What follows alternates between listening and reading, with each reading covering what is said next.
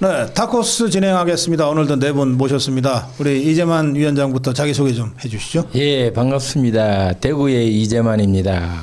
안녕하십니까. 네. 예, 반갑습니다. 자유민주주의를 지키기 위해서 가평에서 열심히 활동하고 있는 양희석입니다. 네, 살맛 나는 도시 안산 김석훈입니다. 반갑습니다. 안녕하세요. 양산의 다크호스 윤종원입니다. 반갑습니다. 아, 별명 바꾸셨어요? 양산의 기부왕이 양산의 다크호스가 되셨어요. 자, 우리가 다 세대가 비슷하잖아요. 뭐 한두 살 차이라서 다 박정희 시대를 몸으로 살아낸 세대입니다. 오늘이 박정희 대통령 탄신 108주년이 되는 날인데 다들 지역에서도 그렇고 또 박정희 대통령과의 이런저런 인연들이 있으실 것 같은데 그 박정희 대통령에 대한 추모 열기는 역시 대구 경북에서 제일 강한 것 같더라고요. 예, 이재만 위원장님. 예, 저는 박근혜 전 대통령 생각하면 가슴이 찡한 사연이 참 많습니다. 그 중에 먼저 하나를 말씀드리면 2016년 20대 총선입니다. 예, 그 당시 제가 대구 동구 을에 유승민하고 경선을 붙고 있을 때 그 새누리당입니다. 그 당시 새누리당 20대 총선 경선 때 제가 공천을 받았습니다. 그런데 난데없이 우리 당의 당대표가 김무성 대표인데 옥새파동 다 아시겠지만은 자기 당 후보를 도장을 안 찍어줘서 제가 출마를 못했습니다. 그래서 우리가 제1당이 됐을 텐데 새누리당이 총선에서 한석 차이로 2당이 되었고 돌아보면 그때 우리 제가 도당을 받아서 정상적으로 출마가 됐으면 과연 탄핵이 있었겠느냐. 제일 중요한 게 그겁니다. 지금 우리나라 이렇게 됐겠느냐. 예, 박근혜 대통령 탄핵될 리가 전혀 없었고, 예, 뭐 저는 당연히 지금 한 3선 국회의원이 됐겠죠. 예, 그런 사연이 있다는 말씀을 전합니다. 예. 저는 박정희 대통령 하면 제가 어렸을 때 일이기 때문에 전 제일 기억나는 거는 저희 집이 부산 감천의 문화마을 한 중간에 있는데 늘 흙집이었습니다. 흙집. 네, 흙집이니까 비만 오면 물그릇 받치 놓고 이랬는데 그때 중학교 2학년 때 스레트 집으로 바꾼 게 지금도 생각을 하면 그 도시 새마을? 예, 그러니까 우리가 신장로 들어보셨습니까? 신장로. 예, 신장로 바로 밑에 우리 집이 있었는데 그때를 생각하면 비만 오면 물그릇 받치던 거를 스레트 집으로 바꾼 게 제일 기억에 납니다, 저는. 예. 네, 저 박정희 대통령 하면 참 생각나는 게 많은데 참 어릴 때 저희들이 제가 초등학교 다닐 때입니다. 어릴 때 정말 아침 새벽 한 5시부터 새벽종이 울리는 새마을 노래가 맞습니다. 모닝콜입니다. 그때 온 동네가 그때는 다 나와가지고 경북 예천? 예, 마당 쓸고 또 박정희 대통령 그 선생님 시절에 계셨을 때가 문경입니다. 네. 우리 옆 지역이죠. 그래서 늘 이 굉장히 진짜 존경하고 그랬는데 사실 우리나라가 가장 빈국에서 세계 7대 경제 강국으로 발돋움하게 된 부분도 박정희 대통령의 역할이 컸다고 봅니다. 그 반대가 많았던 경부고속도로 그 건설할 때 얼마나 반대가 많았습니까? 들어눕고 뭐 데모하고 거기에다가 중공업 육성 그다음에 그 우리나라 진짜 양철 쪼가리 하나 만들지 못하던 나라에서 포항종합 제철이라는 걸 설계해 가지고 지금까지 이렇게 철강 산업을 세계 어떤 으뜸가게 만든 이런 산업 모두가 정말 박정희 대통령의 큰 업적이라고 생각합니다. 여기 김주환님이 댓글 올리셨는데 박사님 오늘도 화이팅입니다 하시면서 늘 방송하느라 피곤하실 것 같아서 안산 김석훈 위원장님한테 좀 전달해 달라고 먹을 것 좀 드렸다고. 별거 아니지만 한번 드시라고. 저희들이 방송 끝난 다음에 같이 먹겠습니다. 고맙습니다, 김주환님. 예, 자 양희석 위원장님. 저희는 이제 지역이 가평 지역인데 가평 지역에는 유명한 게 잣이에요.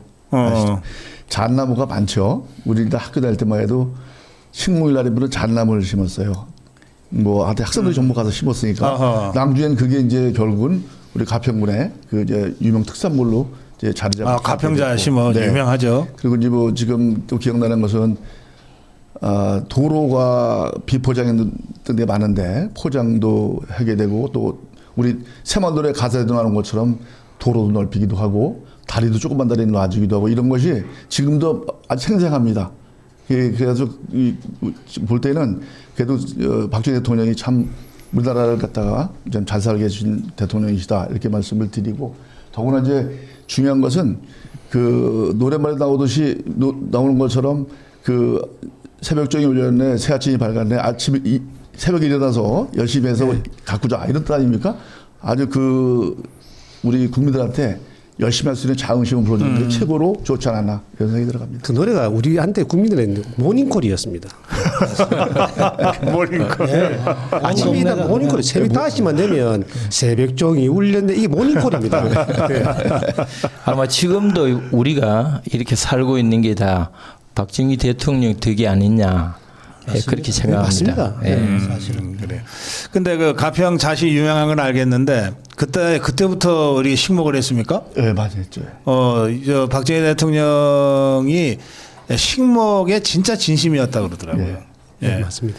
그 독일을 60년대 갔다 오지 않았습니까? 그 독일이 그때도 거의 모든 국토가 그냥 자연적으로 내버려둔 곳이 한 군데도 없을 정도로 아주 그 식목이나 모든 것을 사람 손이 가서 했거든요. 그걸 보고 우리도 이렇게 그 당시만 해도 진짜 우리가 벌거숭이 민둥산이었잖아요. 땔감을 위해서도 다. 근데 그 잣나무가 키가 굉장히 크지 않아요? 예, 크죠. 그거 한 20-30m씩. 그거 올라가서 잤다는 분들이 굉장히 위험하다 그러던데. 그것이 올라가서 그래서 해마다 잤다가 사고가 납니다. 글쎄. 막 뭐 죽는 사고도 나기도 하고 다치기도 하고 그랬죠. 그 지난번에 제가 가평 갔을 때 그래서 가평 잣을 좀 살려고 했는데 엄청 비싸더라고. 요만한데 10,000원이야. 근데 그 이야기를 들어보니까 비쌀 이유가 있더라고. 예, 맞습니다. 목숨 걸고 따는 건데. 네. 그 박정희 대통령님 그때 독일 갔다 오셔서 비난한 게 우리 길이 가로수입니다. 나무가 비틀비틀하니 목재를 못 쓰거든요. 그래서 박정희 대통령 생각에 목재를 쓸 수 있는 나무를 심으라 한 게 플라타나스하고 메타스키어입니다. 메타스키어. 똑바로 자라거든요. 그래서 비틀비틀 자라는 나무를 보면 이거를 목재로 못 쓴다. 우리 윤정원 위원장이 나무 박사예요. 실제로 목공을 해요.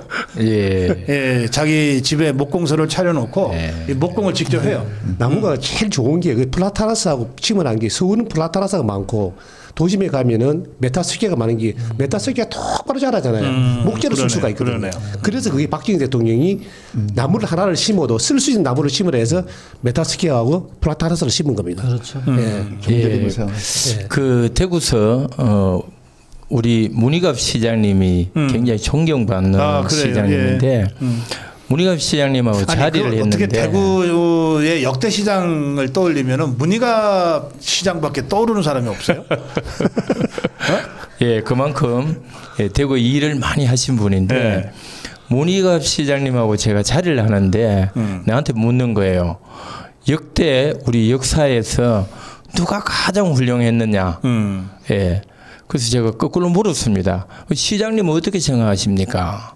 첫째는 세종대왕이고 둘째는 과거에는 이순신이었는데 지금 돌아보면 박정희 대통령이다. 예, 그래서 제가 그 말을 듣고 저도 공감합니다라고 했는데 우리가 정말 어려운 이 나라를 현재 세계 최대 경제 강국으로 만든 사람, 박정희 덕이 아니냐. 맞습니다. 예. 다 인정하시죠? 인물로 평가하면 5천 역사에 단 유일한 사람이라고 하지 않습니까? 근데 오죽했으면 러시아의 푸틴도 박정희 열렬한 팬입니다. 박정희에 간 모든 책을 가지고 가서 읽은 사람이 러시아의 푸틴 대통령입니다.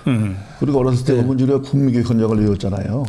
지금도 그게 떠오르고 가끔 읊어진다니까요. 맞아요. 국민교육이 맞습니다. 그 헌장이 내용 보면은 정말 우리나라가 정말 같이 힘이 솟는 그런 게 많죠. 이 사실 저 아프리카라든지 저 이 필리핀 같은데 후진국으로 이 성장했던 나라들이 새마을 운동을 교육받으러 많이 왔습니다. 많이 왔죠. 네, 많이 왔죠. 와서 예.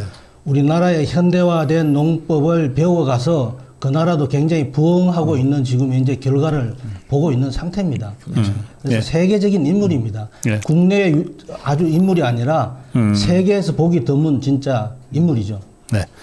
예, 저희 고성TV도 박정희 대통령 탄신 주간에는 그 꼭 구미를 가서 행사에도 참여하고 또 아미고 모임도 해왔는데, 예, 올해는 저희가 이번 주말에 내일이죠. 예, 강원도를 1박 2일 일정이 잡혀 있어서 다음 주, 예, 다음 주에 일요일 날 구미를 갈 계획을 잡고 있습니다.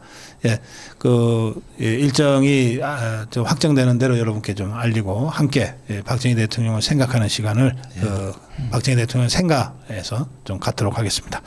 자, 이 박정희 대통령 얘기만 하고 있을 수는 없고 이 항소외압 사태가 지금 뭐 저것들은 노만석이 꼬리 자르는 걸로 마무리 시키려고 하는 것 같은데 그게 그렇게 되겠습니까? 아니 정성호가 예. 항소 포기 지시를 하지 않았다. 그 말이 되는 소리입니까? 예? 그리고 민정수석실이 이재명에게 보고를 하지 않았다. 상식적으로 불가능한 얘기 아닙니까? 이게 바로 외압이고 이제 특검을 통해서 진실을 밝혀내야 된다. 그리고 당연히 책임을 물어야 된다. 저는 그렇게 생각합니다. 저는 이거를 좀 앞으로 더 당겨봤으면 좋겠다는 생각이 듭니다. 어찌 보면 우리가 지난 5개월 동안 이루어진 일들을 보면 배임죄 없애자, 대법관 증언하자, 허위사실 유포의 개정하자, 그 사심제하자, 예, 사심제하자, 또 뭐 재판 중단법 만들자, 그 연장선상에 항소 포기하자. 근데 이 모든 퍼즐이 딱 한 사람 인가 넣으면 딱 맞아 떨어지는 겁니다. 예. 딱 이재명이거든요. 그러니까 이런 것들이 어찌 보면 이재명 주변에 일을 하다 보니까 얼마나 색을 달리한 사람이 얼마나 많습니까? 그런데 이 항소 포기로 검찰도 색을 달리한 거로 봅니다. 저는. 아하. 이게 왜 이런 짓을 하느냐. 이제 뒤늦게 와서 항소를 하겠다 이런 소리를 하는데 사실 뭐 내가 인물평은 못합니다만은 경상도 말로 얼마나 얍삽하게 생겼습니까? 진짜 막 보기도 싫은데 얍삽한 이 인간 국민이 좀 편해지려면 이 끌어내리는 방법은 국민 전체가 탄핵하는 수밖에 없습니다. 이거는. 그래야 나라가 조용해질 거 아닙니까? 저는 그래 생각합니다. 제가 볼 때는요. 지금 정말로 책임을 지고서 정성호 법무부 장관을 갖다가 스스로 사퇴하지 않으면은 아니 말로 탄핵을 해야 된다고 봅니다. 지금 다 나타났잖아요. 자기가 자백했잖아요. 신중히 검토를 했다고. 신중히 검토라는 것은 우리 뭐 저는 공직생활을 많이 했지만은 공직사회에서는 아주 명백하고 강한 지시입니다. 그게. 아무튼 우리는 뭐 제가 이제 국무총리에서 근무를 했는데 네. 근무할 때 보면은 어떤 중요한 일을 결정을 한다. 그러면 상사가 어떤 마음인가 눈치를 살피고 얼굴 표정을 보게 돼 있어요. 그것만 보고도 아 이거 하면 안 되겠구나 이렇게 결재판을 갖다가 다시 가져오는 경우도 있습니다. 그런데 어떻게 신중히 검토라고 장관이 얘기했는데 그거를 갖다가 안 따라요 검찰총장이? 그러니까 직권남용이고 탄핵감이다. 스스로 물러나라 이렇게 주장하고 싶고 또 관련해서 지금 합리적으로 의심받고 있는 의구받고 있는 이재명이도 국정조사를 받고서 만약에 갇힌 혐의가 밝혀진다면은 당연히 탄핵해야 된다. 하야하든지 이게 맞다고 저는 생각합니다. 공무원 생활 오래 하셔서 이게 공무원들이 아주 완곡하게 표현하잖아요. 그러니까 그렇더라고요. 신중히 검토해 그러면 하지 말라는 얘기고 적극적으로 검토해 그러면 하라는 얘기라면서. 맞아요? 네, 맞습니다. 예. 그러니까 이게 보면 사실은 그 우상호도 몸통이 꼬리입니다. 국민의힘은 이제 몸통이라는 그 몸통은 따로 있습니다. 저는 그 둘도 꼬리고 몸통은 이재명입니다. 퍼즐이 그랬다고 맞춰주는 걸 갖다 국민이 합리적 의심이 들지 않습니까? 그거는 네, 국민 누구나 합리적 의심을 할 겁니다. 그거는 내뿐만이 아니고. 근데 재판 관련해서는 그 김현지가 뭐 모든 길목에서 역할을 했다는 게 팩트로도 지금 드러나고 있는데 그렇죠. 이번 이 항소 포기 관련해서는 그 주진우 의원이 김현지 얘기를 한번 거론했고 서민이가 그래서 6명을 직권남용 고발하면서 김현지를 넣었는데 그건 어떤 것 같습니까? 예, 이진수가 노만석에게 큰일 났다고 얘기를 했지 않습니까? 예. 지금 저 항소 포기해야 된다. 네. 혹시 제 생각에는 김현지가 아마 지시를 내리지 않았나 그런 합리적인 의심을 하지 않을 수가 없습니다. 예. 그래서 이번 항소 포기는 검찰의 사형 선고를 받고 집행 전에 아마 자기가 자결한 그런 꼴이 아닌가. 예. 집행 전에 자기가 자결한 꼴밖에 더 되지 않습니까? 지금 검찰이 어차피 내년에는 없어지니까 없어지기 전에 에라 그러고 지가 스스로 그 결기라도 한번 보여주고 예를 들어 자결했다면 역사에도 한번 남을 거 아닙니까? 예. 그래서 참 안타깝고 아쉽다고 생각합니다. 그래서 우리가 생각해봐야 될 게 김현지 부분이 지금 자꾸 네. 수면 아래로 가라앉고 있는데 네. 이거 김현지부터 먼저 이재명보다 우리가 특검을 하는 게 굉장히 중요하지 않느냐. 저 그렇게 생각합니다. 예.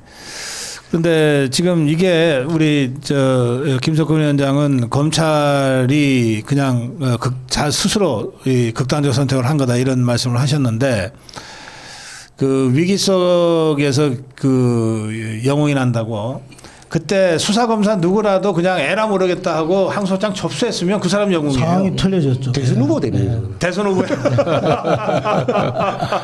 하긴 이재명이도 대통령 하나 해먹는데 아니 뭐 검사가 못 해먹을 거 뭐 있어. 만약에 넣었다면 그 사람 바로 대선 후보 바로 되는 거예요.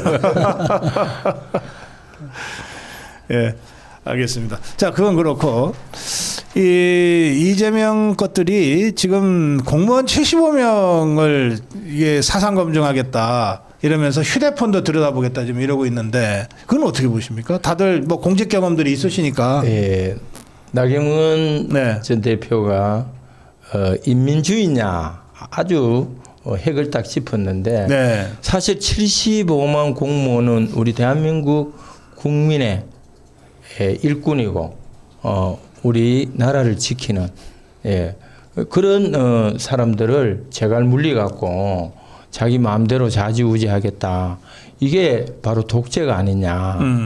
빨리 공무원부터 자기 말을 다 따르도록 만들어서 자동적으로 대한민국을 독재국가로 만들려는 퍼즐 똑같이 진행되고 있는 상황이 이거기 때문에 우리가 빨리 막아야 됩니다. 이런 상황을 우리가 75만 공무원을 보호하고 우리 공무원들이 우리 보수를 믿고 아주 씩씩하게 대응할 줄 아는 그런 상황으로 만드는 것이 굉장히 시급한 일이다. 이제 지금 이제 저는 이제 공무원 생활을 오래 했으니까 후배들이 좀 많이 있는데 가끔 이제 이거 발표는 이렇게 이제 나온다고 한 이후에 이제 많이 얘기를 들어봤어요. 근데 하는 얘기가 벌써부터 분위기가 싸하다. 서로 이제 대화하는 것도 좀 줄어들었고 여러 가지가 그리고 이제 동료들 간에도 보면은 그렇지 않습니까? 내가 이제 먼저 승진을 해야 되는데 그러면 투서를 넣는다. 또 우리 상사가 나를 금평을 평소에 안 줬어. 그럼 또 그 사람에 대해서 또 투서를 넣는다. 이런 식의 상상을 하니까 사람들이 말수를 들어주고 이런 의욕도 이제 저하되기도 하고 여러 가지가 좀 현실로 나타나고 있다. 이런 얘기가 그런데 있습니다. 그 지금 윤호중이가 행안부 장관인데 이자가 나와서 그 본인이 동의하지 않으면 저 휴대폰을 볼 수가 없다. 포렌식도 못한다. 막 이렇게 얘기했거든. 그러면 그 말은 본인이 동의하면 다 보겠다는 얘기 아닙니까?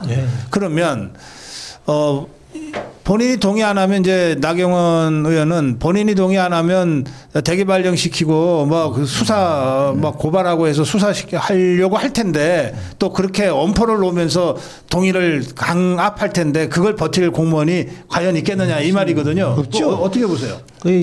사실 공무원 세계가 어떻게 보면 참 가족 같은 분위기입니다. 한번 입사하면 물론 뭐 어떤 이 위치에 따라 이 자리가 좀 바뀔 뿐이지 계속 만나던 분이 만나게 되고 하는 가족적인 분위기인데 예.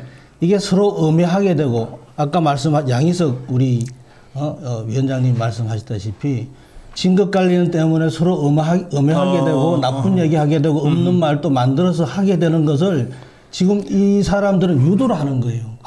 마치 북한의 5호 담당제 같은 생각이 드는 느낌이 들 정도로 네.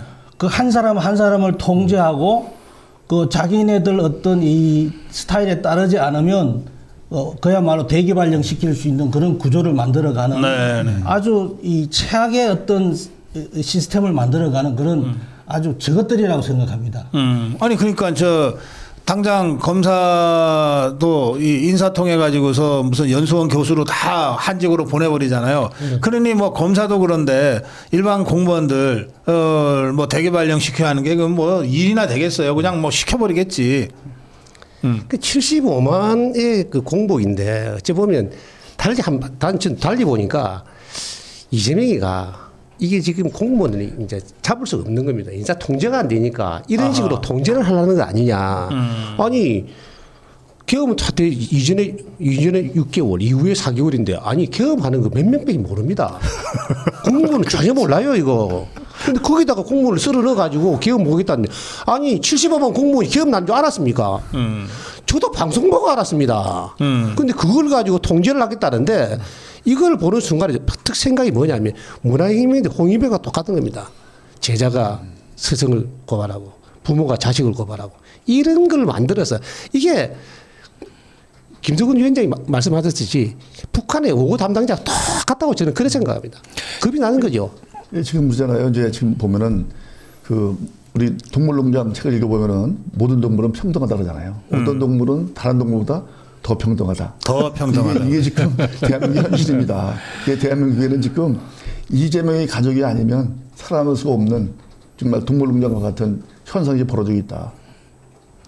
예, 제가 그 공무원하고 8년을 함께 네. 생활하면서 구청장 하실 때 대구 8년 생활하면서 인사를 해보고 또 공무원 조직의 생태를 누구보다도 잘 판단하고 또 이 조사를 해보면 우리 대한민국 공무원은 이 평생 직장이고 또 그 공무원의 수익으로 이 가족을 이끌고 가는 그러다 보니까 가정 때문에 인사에 신경 쓰고 또 자기가 그 분위기에서 이탈되지 않으려는 게 굉장히 강합니다. 그걸 지금 이놈들이 좌파들이 이용하고 있는 거죠. 공무원들의 심리를 이용해 가지고 그 행안부 장관이 말했는 거는 그냥 좌파들이 늘 쓰는 전략입니다. 안심시키는 듯 하면서 실질적으로 현장에서 한 번에 시도를 딱 해버리면은 공무원 사회는 정말 5분도 안 돼서 대한민국 공무원들이 다 알게 됩니다. 그러면은 제갈 물리는 거죠. 꼼짝없이 따라할 수밖에 없고, 거기에 종속될 수밖에 없는. 그래서 이재명의 독재 국가로 끌고 가는 하나의 과정으로 여겨진다. 근데 저는 이것들이 이걸 못할 거라고 생각해요. 그리고 이거 정말 선거 앞두고서 폭탄 제대로 던졌다. 이게 이제 공무원들이 서울은 조금 다릅니다만 우리 시민들이 그 지역 동사무소 직원을 뭐 이렇게 알겠어요. 근데 시골은 다르잖아요. 지방 도시는 다르잖아요. 그러니까 공무원 한 사람이 아니고 그 가족들과 그 지역 사회에 미치는 영향력은 엄청 크기 때문에 어떤 면에서는 제일 영향력이 센 오피니언 리더 아닌가요? 그러니까 이런 사람들을 다 지금 적으로 돌리고 있는 거 아니에요. 이 사람들이 겉으로는 다칠까봐 머리 숙이고 있더라도 속으로 이거 박수 칠 사람이 누가 있습니까? 그러니까 선거 앞두고 이렇게 말도 안 되는 이런 폭탄을 던지나 싶어요. 자살골 넣는 거죠. 그러니까 지금 옛날처럼 미디어가 발달되지 않는 그런 세대로 오해를 하시는 모양인데 지금은 SNS가 얼마나 발달돼 있습니까? 지금 이런 하나하나의 방송들이 공무원들 다 보고 있거든요. 그러니까 결론적으로는 제 생각은 잃어버려도 자꾸 자살골 넣는다. 자기밖에 안 보이는 겁니다.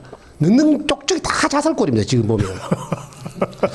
근데 사실 이 핸드폰이 사실 이 집에도 잘 안 보여주는 이제 시대가 왔잖아요. 사실 그렇지. 집에도. 가족들 간에도 네, 가족들 간에서도 서로 프라이버시 때문에 서로가 안 보게 되는 그런 그 핸드폰을 사실 그걸 강제로 거의 뭐 인사 발령까지 얘기해가면서 내지는 그 포렌식 얘기까지 해가면서 한다는 얘기는 저는 제 개인적인 생각입니다만은 제발 그런 식으로 좀 해서 국민들의 민심이 좀 확 이탈돼 가지고 정말 이 좌파들이 하고 있는 행동들이 잘못되어 있다라는 부분이 좀 이번 지방선거에서 확실히 좀 나타났으면 좋겠다고 생각합니다. 저는 이런 생각을 해봤어요. 예. 지금 젊은 사람들이 정말로 자기의 개인 프라이버시가 강하잖아요. 네. 근데 핸드폰을 보여야 된다? 난 싫다. 때려친다고요. 책장을. 어허. 벌써 이제 그런 경우 나타날 거예요. 난 지금 그런 상상을 해보는 거예요. 정말로 그 공무원들도 MZ 공무원들이 있지. 그렇죠. 많죠. 그러니까 지금 정말로 금방 우리 김정근 위원장이 얘기했듯이 참 잘하고 있는 거예요. 우리 아주 이렇게 더 했으면 좋겠어요. 좀. 아니 우리 핸드폰을 보면요, 그 카바에다가 옆에 사람들 모두 시트까지 붙입니다. 옆에서 못 보게. 그렇지, 개인 사생활이기 때문에. 하긴 요즘은, 그렇대. 저는 네. 잘 몰랐는데 제 옆에서 핸드폰을 보는데 안 보여. 안 보입니다. 뭐 보려고 본 게 아니라 뭘 핸드폰 보는 것 같은데 먹통이야. 그래서 너는 뭐 아무것도 없는 핸드폰을 보고 있냐 그랬더니 시트지가 있습니다. 설명해 주더라고. 네. 그러니까 조금만 각도를 들려도 이 사람이 못 보게만 그 정도로 사생활을 갖다 우리가 중요시 여기는데 그거를 들라다 보겠다. 본인이 허락하면 안 들려보고 그 협박하는 거 똑같은 거지 그러면. 그렇잖아요. 알겠습니다. 그래서 이게 뭐 사실은 정국민적 저항, 전 국민적 저항을 지금 계속 지금 유발하는 것 같아요. 이것들이 무슨 계획을 갖고 있는 거면은 진짜 심각한데 그런 것 같지는 않고 지것들 딴에는 잘해보려고 하는데 우리 윤정원 부회장 말씀대로 하는 짓마다 쏙쏙 자살골들이야. 그래서 뭐 국민 분노가 전부 사실 임계점을 넘어섰다고 보는데요. 이제 어제 그저께 국민의힘에서 국회 아니긴 하지만 장애투쟁을 했잖아요. 네. 여기 현장에 네. 우리 윤정원 위원장님, 김석훈 위원장님, 양희석 위원장님 다 현장에 가셨군요. 예, 어떠셨습니까? 저는 거기서 뭐 장동욱 대표가 그 대통령 호칭을 생략했다라는데 사실은 호칭이라는 거는 그 자리에 있는 사람이 그 역할을 했을 때 호칭을 붙여주는 겁니다. 그렇지. 역할도 못하고 있고 어찌 보면 한편으로 보면 민주적 절차의 정당성도 없이 된 사람입니다. 그런데 안 붙이는 건 당연하고요. 그러니까 그렇게 흘러간다. 요즘 들어서 장동건 대표 너무 마음에 드는 거 있죠. 그런 면에서는. 그리고 그 뒤에 올라왔던 그 주진우 의원 연설하다가 부산말로 시급했어요. 막 연설하는데 대통령자 붙이니까 시민들이 대통령 빼! 그 소리가 방송에다 다 나갔습니다. 지금 우파 국민들은 전부 다가 이재명이한테 호칭을 안 붙이는 이유는 그 역할을 못 하고 있기 때문에 자격이 없다. 자격이 없는 겁니다. 저는 그래 봅니다. 예. 저는 이제 그 거부 집회를 3번 했거든요. 네. 3번을 제가 다 가봤어요. 근데 갈 때마다 인원이 늘어나는 게 눈으로 보여요. 그렇죠. 또 새로운 것은 뭐냐면 어제도 연설하고 막 그러는데 이번에도 연설하고 그러는데 보니까 전부 격앙된 목소리. 그냥 뭐 탄핵시켜, 뭐 죽여, 뭐 이런 얘기를 막 하는 거예요. 모인 사람들이요. 근데 연설하는 사람들 얘기 들으면서도 뒤에서도 그냥 계속 소리 지르면서 정말 자기가 어떻게 흥분을 가라앉지 못해가지고 그런 게 보이더라고요. 그래서 제가 볼 때는 다시 한번 또 하게 되면 더 늘어나고 또 새로운 양상이 벌어지지 않겠는가 이런 생각을. 그게 좌파 집회하고 다른 거예요. 좌파 집회는 다 동원을 하기 때문에 그 연단의 선자들이 막 뭐 침을 튀기면서 얘기를 해도 밑에 동원된 청중들은 이거 밥은 언제 주지 뭐 이러고 있거든요. 근데 우리 자유파 집회는 어디도 동원 집회가 아니기 때문에 정말 그런 자발적인 분노의 목소리들이 쏟아 나오죠. 예, 우리 보수의 분노가 이제 터져 나오는 과정. 그래서 우리가 좀 더 똘똘 뭉쳐가지고 싸워야 된다. 전적으로 공감합니다. 이 그날 보니까 굉장히 많이 모였습니다. 제가 볼 때는 뭐 한 2만 명 이상 모였고 제가 도착한 시간이 한 9시 좀 넘었는데도 저 지방 일찍부터 모였어요. 일찍부터 버스가 와가지고 이 내리는 모습을 보니까 이게 진짜 나라를 구해야 되겠다라는 이 절규 같은 이 절절한 마음이 묻어나더라고요. 국민의힘은 15,000명이 모였다고 공식 발표는 했습니다. 근데 우리 김석근 위원장 보시기엔 그보다 더 많았다. 예. 그리고 거기서 이 장동혁 대표 체제가 들어서고부터는 이런 어떤 정말 이재명이가 있어서 안 될 사람이 이 나라를 망치는 꼴을 볼 수 없는 이 상황을 이 장동혁 대표가 개혁과 전투력으로 이게 헤쳐나가는 이 모습이 전부 다 공감하고 같이 외친다고 생각합니다. 모임을 갈 때마다 느끼는 거는 분노의 인계치가 자꾸 올라간다는 겁니다. 그 목소리를 들어보면 그 목소리 톤이 계속 올라갑니다. 그러니까 주진우가 대통령 하는 순간 뒤에서 아줌마가 팍 이러는데 그 소리가 방송 타고 나가는데 진짜. 우리 윤정은 부회장 구수한 사투리 속사포가 아주 멋있다고. 아니 지금 이재명 하는 꼴아니 매달 자살골이에요. 매달 자살골. 자, 그래서 지금 장동혁 대표가 참 잘하고 있다고 생각들어가는 것이 모든 톤이 강해지잖아요. 또 그 시점에 맞는 그런 말을 하신다고 그러십니까? 그러니까 제가 볼 때는 참 잘하고 있다고 생각이 들어가고 정말 나를 따르라. 이거 아닙니까? 그럼 다 같이 뭉친다. 그런데 제가 이런 말씀 드릴지 모르겠지만 가평에는 말입니다. 그 군부대 중에서 제3 수송 교육연대가 있어요. 그런데 거기 저 운전병 양성하는 운전병 양성하는 장소가 있는데 거기에 뒤에 보면 항상 나를 따르라. 그리고 차가 쫙 한 열대 갑니다. 제가 볼 때는 그래서 장동혁 대표가 지금 하는 걸 보고서 그냥 강하게 톤을 낮추면서 목소리 높이지만도 그 나를 정말 우리 우파들이 따라오게 되면 그냥 어영부영하는 중도 우파도 따라온다. 그래요. 그런 느낌을 가평에 그 우리 군에 입대해서 운전 배워갖고 면허 따서 운전병하는 군인들을 양성하는 학교가 가평에 있는데 거기는 주로 이렇게 콤보이해서 줄 서서 운전 연습하거든요. 그러니까 맨 앞차가 나를 따르라고 쓰고 다닐 수밖에 없죠. 예. 자, 이런 상황에서 그저께 장동혁 대표와 당 지도부하고 광역단체장 간담회가 있었어요. 근데 그 자리에서 뭐 오세훈이 박형준이 등이 이준석이랑 연대를 지금부터 해야 된다고 떠들었거든요. 그러니까 아까 우리 이재만 위원장이 그 유승민이 때문에 사실은 한석 뺏겨가지고서 그때 무소속이니까 유승민이가 그렇죠. 그 바람에 다수당이 일당이 못 돼가지고 결국 박근혜 대통령 탄핵까지 갔다 이런 정말 통안의 이야기를 이재만 위원장 이제 본인의 얘기이기도 해서 했는데 제가 이걸 보면서 야, 이 정도 되면 이준석이 연대 얘기되면 한동훈이는 당연히 껴안고 가야 되는 거고 유승민이랑 손잡자 뭐 유승민이한테 전략공천 주자 이런 얘기 곧 나올 것 같다. 황당하더라고요. 보수 연대를 해야 된다. 뭉쳐야 된다. 정말 필요하고 절실합니다. 그런데 자기 정치 때문에 보수에 몸담는 사람들은 우리가 좀 배제를 해야 되고 철저하게 끌어안아서는 안 될 사람이다. 오히려 그렇지. 그러니까 오히려 분열시키고 함께 해도 배신자는 속아내고 함께 해야지. 무슨 얘기야? 당연하지. 오히려 분열시키고 이 당을 더 허물게 만드는 그런 역할밖에 하지 않기 때문에 연대를 하더라도 가려서 해야 되고 또 그 사람들이 특히 뭐 이준석 부분도 상당히 우리 당에서 불화를 일으키고 나갔지 않습니까? 그러면 정말 참회하고 다시 확실한 어떤 사과가 있고 그렇다면 재고민하는 그런 과정이 필요하지 않느냐. 저는 우리나라 속담에 고름은 살이 안 됩니다. 고름은 빨리 돌이 내야 됩니다. 자꾸 고름 끄고 가려고 그러는데 사실은 이게 박정준 씨나 오세훈 씨도 보면 깨끗하지도 못합니다.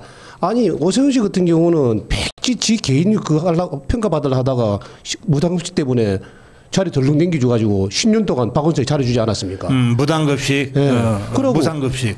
그 박영준 씨 같은 경우도 그때 김영호 때문에 우지 자리 얻다가 부산시장 갔는데 실제로 한 거 보면 자꾸 바꿔라 하라는 이유가 그런 것 때문 아니겠습니까? 중도는 없습니다. 물리치사 딱 물리치고 바로 정도로 가야지. 어떻게 하면 중도 하면서 고름을 끄다라고 하는데 절대로 저는 고름은 절대 살 안 된다. 빨리 돌이내야 된다. 저는 그렇게 생각합니다. 제 오세훈 시장은 제가 볼 때는요, 장도영 대표가 참 잘하고 있는데 내심은 편치 않은 것 같은 느낌이 들어요. 아, 그래요? 그래서 그냥 찬물 한번 끼얹는 느낌도 들고. 아니 이젠 아예 경쟁이 안 되던데 뭐 대권 주자 하면은 오세훈이는 아예 이름이 거의 안 나오던데 뭘 경쟁은 안 되는데. 오세훈이는 지가 그래도 장동혁이랑 경쟁자라고 생각을 하나? 예, 그리고 이제 이준석이가 방송에 나와가지고 한 얘기가 있어요. 오세훈 시장님하고는 한 팀과 같이 느껴진다. 그런 얘기를. 요게 9월 달도. 예, 그런 얘기를 그 가끔 해요. 이게 둘과의 관계는 우리가 볼 때는 정말 친밀감이 있지 않느냐. 여러 가지 해석을 할 수 있는데, 하여튼 적절치 않다. 이런 생각을 합니다. 예. 그 이준석 대표 같은 경우는 사실 우리 그 당원들이나 국민들의 마음의 상처를 많이 받았습니다. 그리고 그게 아직 씻어지지 않은 상태고, 중요한 것은 항상 이 연대라는 얘기가 나올 때 보면 좀 이 당원이나 국민을 위한 연대로 생각하면 박수를 받을 거예요. 아하. 그게 아니라 자기 정치를 위한 연대를 얘기하니까 항상 이 말이 많고 자부심이 많이 생기는 경우라고 생각합니다. 지금도 똑같습니다. 지금 하나로 가기 위해서 정말 전투력을 갖고 정말 이 이재명이 같은 사람을 꼭 진짜 끌어내려야만 국가가 바로 설 수 있는 이 시점에 자꾸 찬물을 끼얹고 이 하나로 갈 수 없는 어떤 이 단결력을 해치는 이런 일이야말로 정말 있어서는 안 되고, 우리가 곧 지방선거를 앞두고 있는데 앞으로 이런 사람에 대해서는 국민들이나 우리 당원들이 철저하게 배척해야 된다고 생각합니다. 예. 제가 갑자기 생각이 났어요. 이 오세훈이나 이런 것들이 보면 노만석이만 못해. 그러니까 노만석이가 뭐라 그랬냐면 정권과 결이 다르다고 그랬어요. 그래서 이게 둘 중에 하나일 수밖에 없다. 항상 포기하든지 아니면 저항하든지. 그 자기는 포기했다는 거야. 무릎 꿇고. 예? 검찰을 위해서. 이렇게 얘기하거든요. 그러니까 이게 중도하는 것들은 노만석이만도 못한 거야. 예? 아니 여기 중도가 어디 있어. 저 종북주사파하고 싸우는 자유우파만 있지.